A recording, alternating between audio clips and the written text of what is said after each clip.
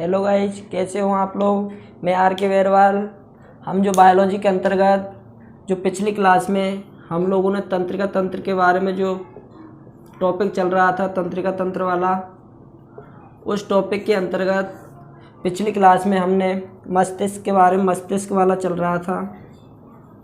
तो इस क्लास के अंतर्गत मस्तिष्क का जो अग्रभाग था वह हमने पिछली क्लास में पूर्ण कर लिया था। इसके बाद में इस क्लास में मध्य भाग को और पश्च भाग को खत्म करेंगे। पिछली क्लास में हमने तंत्रिका तंत्र के जो भाग है उसके बारे में आपको बता दिया कि तंत्रिका तंत्र को 3 भागों में बांटा गया था। पहला था केंद्रीय, दूसरा था परिधीय, तीसरा था स्वाधीन। उसके बाद में उन तीनों भागों को भी 2-2 भागों में डिवाइड किया गया था।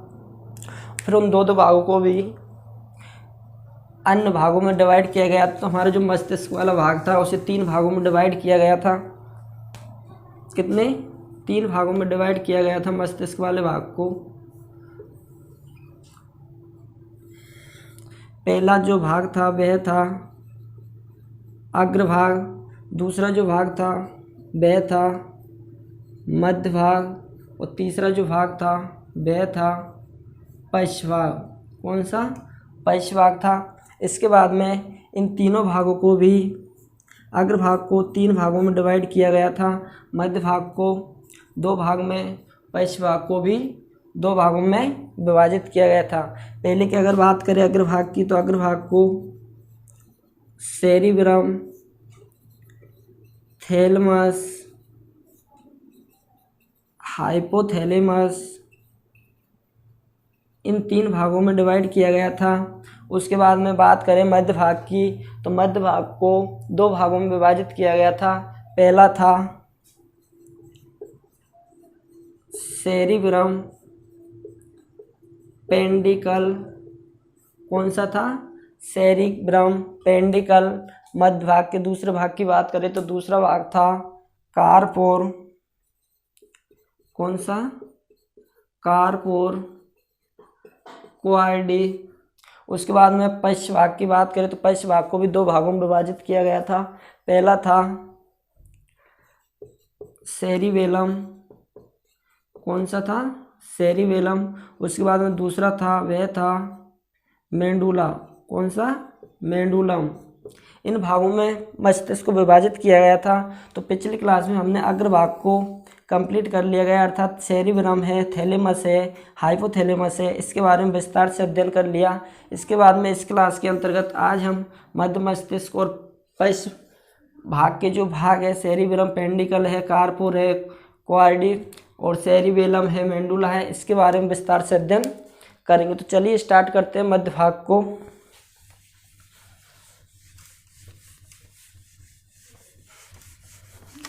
किसको? मध्य भाग को। सेकंड जो मस्तिष्क का पार्ट था वह था मध्य भाग। कौन सा था? मध्य भाग। यानी कि हमारे जो मस्तिष्क होता है उसका जो बीच वाला भाग होता है, जो मध्य भाग की बात करें तो मध्य भाग है, यह है हमारा जो मेरुरज्जु होता है, पीछे की जो रीढ़ की हड्डी होती है उसे जो जोड़ने का कार्य है। किसको? मेरुरज्जु से मस्तिष्क को जो जोड़ने का कार्य है वह कौन सा भाग करता है? मध्य भाग करता है। कौन सा भाग? मध्य भाग करता है। मेरुरज्जु से जोड़ने का, रज्जु से जोड़ने का जो कार्य है वह कौन सा करता है? मध्य भाग करता है। मध्य भाग को 2 भागों में डिवाइड किया गया था। कितने भागों में? 2 भागों में डिवाइड किया गया था। पहले की अगर बात करें तो पहला था सेरिब्रम। कौन सा था? सेरिब्रम कार्पोर। सेरिब्रम कार्पोर था। सेरिब्रम पेंडिकल था। कौन सा था? सेरिब्रम पेंडिकल। तो इस भाग की बात करें, और उसके बाद में दूसरा भाग कौन सा था? दूसरा था कार्पोर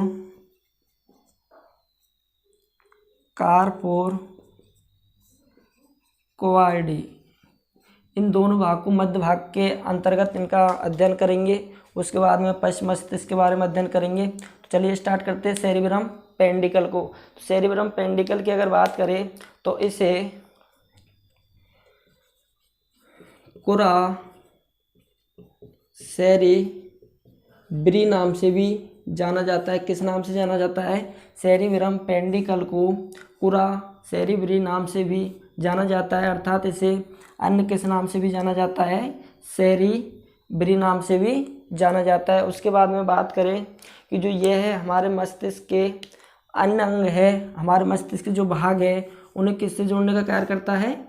मेरुरज्जु से जोड़ने का कार्य करता है। इसका अन्य नाम कौन सा है? कुरा सेरिब्रम। उसके बाद में बात करते हैं कार्पोर की।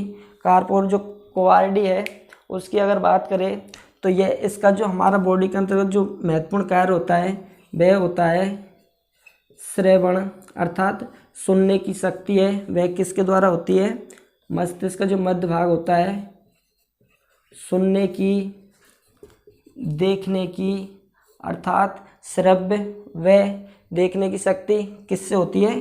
कार्पोर के द्वारा, अर्थात मध्य मस्तिष्क का जो कार्पोर भाग है उसके द्वारा श्रव्य व दृष्टि की शक्ति पर नियंत्रण होता है। अर्थात बोलने और सुनने की जो क्रिया है उस पर कौन नियंत्रण करता है? कौन सा भाग करता है? मस्तिष्क का कार्पोर क्वालिटी वाला भाग करता है। उसके बाद में बात करें कि हमारी जो आँख है उसका जो रेटिना भाग है, हमें देखने के जो चित्र है वह आँख का जो रेटिना भाग है उसके द्वारा चित्र बनता है देखने का। अगर अपन कोई भी चीज़ को देखते हैं तो वो आँख का कौन से भाग पर बनता है? प्रतिबिंब रेटिना पर बनता है। और उस प्रतिबिंब को हमारे मस्तिष्क तक जो पहुँचाने का कार्य करता है वह कौन सा भाग करता है? कार्पोर क्वार्डी करता है। कार्पोर क्वार्डी के द्वारा मस्तिष्क को एहसास कराया जाता है उस प्रतिबिंब का जिसे आँख के रेटिना भाग के द्वारा बनाया गया। तो देखने का कार्य है वह कौन सा भाग नियंत्रण करता है?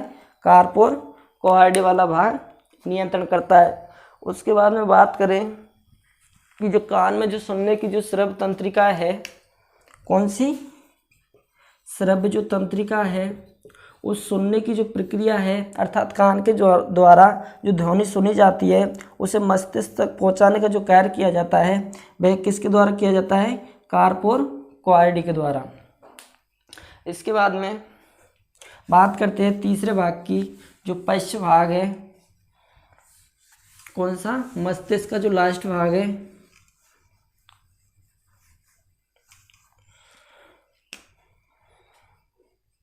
मस्तिष्क का अंतिम भाग कौन सा है? पश्च मस्तिष्क। कौन सा? पश्च मस्तिष्क। इसकी अगर बात करें तो पश्च मस्तिष्क को अन्य किस नाम से भी जाना जाता है? पश्च मस्तिष्क को अनुमस्तिष्क भी कहा जाता है। क्या कहा जाता है? अनुमस्तिष्क। इसे अन्य किस नाम से जाना जाता है? अनुमस्तिष्क के नाम से जाना जाता है। और इसकी बात करें कि इसे पश्च मस्तिष्क को दो भागों में विभाजित किया गया था। पहला था, कौन सा था पहला? सेरिबेलम। क्योंकि जो अपने अगर भाग में जो पढ़ा था वह पढ़ा था सेरिब्रम। कौन सा पढ़ा? सेरिब्रम। उसके बाद में जो पश्च भाग में है वह है सेरिबेलम। तो सेरिबेलम की अगर बात करें कि हमारे मस्तिष्क में जो पाया जाने वाला सेरिब्रम है उसका कौन सा कार्य होता है, तो इसका जो कार्य होता है वह ऐच्छिक पेशियों पर नियंत्रण करने का जो कार्य है वह किसका है? तीसरे भाग का। ऐच्छिक पेशियों पर जो नियंत्रण करने का कार्य है वह किसके द्वारा किया जाता है? पश्च मस्तिष्क के द्वारा किया जाता है। अर्थात पश्च मस्तिष्क में जो सेरिबेलम वाला भाग पाया जाता है उसके द्वारा ऐच्छिक पेशियों पर नियंत्रण, जैसे कि हमारे हाथ पैरों का हिलना, हाथ है पैर है उन्हें अपन हिलाते हैं, या कोई काम के लिए अपन हाथ को, जैसे लिखने के लिए हाथ को यहाँ पर लाया गया तो वह किसके द्वारा लाया गया? हमारे मस्तिष्क पर जो सेरिबेलम वाला भाग पाया जाता है उसके द्वारा ऐच्छिक क्रियाओं पर, ऐच्छिक जो पेशी है उन पर नियंत्रण करने का कार्य है वह किसके द्वारा किया जाता है? सेरिबेलम वाले भाग के द्वारा। उसके बाद में बात करें कि जैसे कोई व्यक्ति है वह अधिक शराब का सेवन कर लेता है। किसका? अधिक शराब का सेवन कर लेता है, तो अधिक शराब का सेवन करने से जो मस्तिष्क वाला भाग है वह कौन सा काम नहीं करता, सेरिब्रम वाला जो भाग है, पीछे का जो मस्तिष्क का जो पीछे वाला भाग होता है हमारा, उसके अंतर्गत सेरिब्रम पाया जाता है। सेरिब्रम अधिक शराब पीने से यह काम करना बंद कर देता है, इसीलिए अधिक शराब पीने वाले व्यक्ति के हाथ पैरों का, शरीर का संतुलन नहीं बन पाता है, शरीर का संतुलन नहीं बन पाता है और उसके हाथ पैर कंट्रोल में नहीं होते। उसके बाद में बात करें कि जो दूसरा भाग था, कौन सा, मेडुला वाला जो भाग था, कौन सा, मेडुला मस्तिष्क, इस मस्तिष्क का दूसरा भाग है वह कौन सा है, मेडुला। तो मेडुला की अगर बात करें तो यह है अनैच्छिक पेशियों पर नियंत्रण करता है, किस पर, अनैच्छिक पेशियों पर नियंत्रण करने का कार्य है वह कौन से भाग के द्वारा किया जाता है, मेडुला के द्वारा किया जाता है। यह तो ऐच्छिक अर्थात कि ऐच्छिक क्रिया उन्हें कहा जाता है जो अपन खुद की इच्छा से करते हैं, जबकि अनैच्छिक क्रिया उन्हें कहा जाता है जो कि अपन का शरीर ऑटोमेटिक करता है, अर्थात अपन का कोई उसमें रोल नहीं होता है, वह ऑटोमेटिक होती है, उन्हें अनैच्छिक क्रिया कहा जाता है। तो जो मेडुला वाला भाग है, पश्चिम मस्तिष्क के अंदर जो मेडुला भाग पाया जाता है वह अनैच्छिक क्रियाओं पर नियंत्रण करने का कार्य करता है। जैसे कि अनैच्छिक क्रियाओं की अगर बात करें हम, तो जैसे कि हमारे हृदय की धड़कन है, तो हृदय की धड़कन पर अपन का कोई रोल नहीं होता है, वह ऑटोमेटिक होती है। तो हृदय की धड़कन है, तो हृदय की धड़कन पर कौन नियंत्रण करता है, मेडुला वाला भाग करता है। उसके बाद में बात करें कि जैसे कि ब्लड प्रेशर है, बीपी है, तो उस पर कौन करता है, अनैच्छिक पेशियों के द्वारा मेडुला वाला भाग करता है। और बात करें कि जैसे किसी व्यक्ति को फांसी दी जाती है, क्या दी जाती है, फांसी दी जाती है, तो फांसी के दौरान जो व्यक्ति का सर्वप्रथम जो जौन सा अंग नष्ट होता है वह कौन सा होता है, मेडुला होता है। कौन सा, मेडुला, जो कि पीछे की ओर पाया जाता है। तो व्यक्ति को गर्दन पर फांसी लगाने के दौरान मेडुला भाग क्षतिग्रस्त हो जाता है और व्यक्ति की श्वसन क्रिया है, कौन सी, श्वसन क्रिया है, हृदय धड़कन है, बीपी है, तो ये सारे बंद हो जाएंगे, तो व्यक्ति की मृत्यु हो जाएगी। इसलिए फांसी के दौरान जो व्यक्ति का सर्वप्रथम जो भाग नष्ट होता है वह कौन सा होता है, मस्तिष्क का मेडुला वाला भाग नष्ट हो जाता है, जिसके कारण व्यक्ति की सारी अनैच्छिक क्रियाएं रुक जाती है और व्यक्ति की मृत्यु हो जाती है।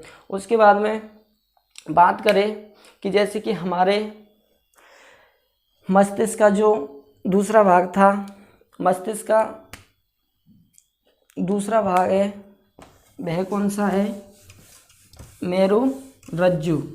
कौन सा है, मेरुरज्जु। दूसरा भाग है वह है मेरुरज्जु अर्थात स्पाइनल कोड, जिसे किस नाम से जाना जाता है, स्पाइनल कोड के नाम से भी जाना जाता है मेरुरज्जु को। तो मेरुरज्जु को निर्माण की अगर बात करें तो इसका जो निर्माण है मेरुरज्जु का, मैंने अभी बताया है कि मेरुरज्जु कौन सा कार्य करता है। मेरुरज्जु हमारी जो पिछली जो रीढ़ की हड्डी पाई जाती है इसे जोड़ने का कार्य करता है, मेडुला है जो। तो मेरुरज्जु के द्वारा हमारे मेडुला ओब्लांगेटा का पिछला भाग है उसे जोड़ने का कार्य है वह कौन करता है, मेडुला